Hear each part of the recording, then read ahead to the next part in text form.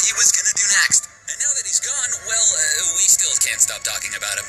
Even if he's not your favorite Avenger, you have to admit he had a huge hand in shaping not just the team, but the MCU itself. Losing Tony in Avengers Endgame made sense from a plot standpoint, but could there have been another reason at play behind the scenes? And have we really seen the last of Tony Stark in the MCU? And again, that's the hero gig. Part of the journey is the end.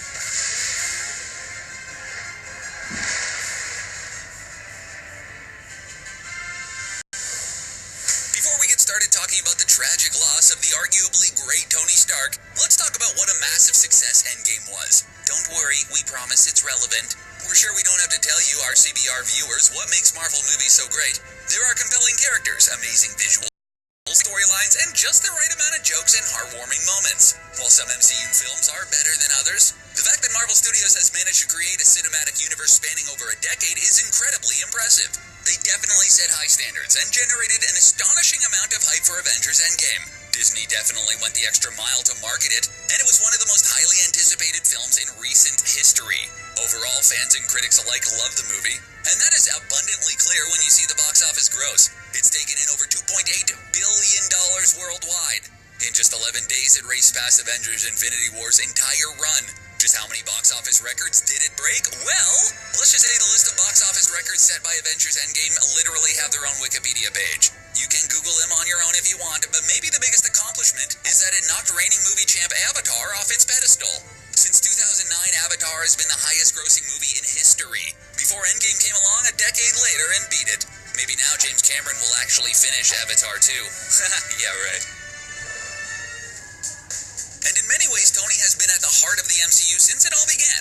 Before the first Iron Man movie, most casual non-comic book fans weren't familiar with Tony Stark, and even people who did know who he was weren't necessarily fans. The guy is a narcissistic billionaire who made his fortune as an arms dealer.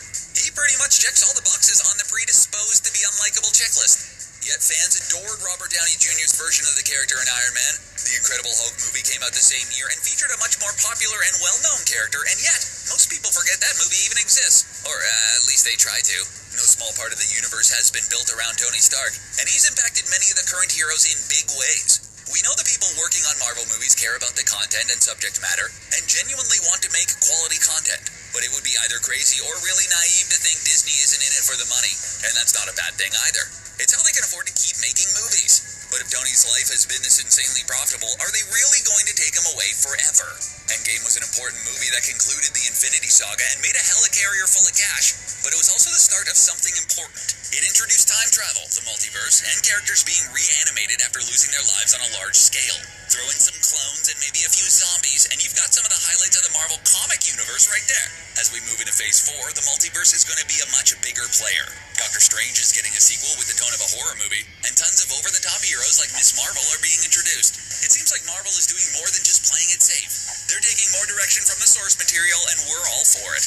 With a few exceptions like Uncle Ben, most people who perish in comic books don't stay that way for long.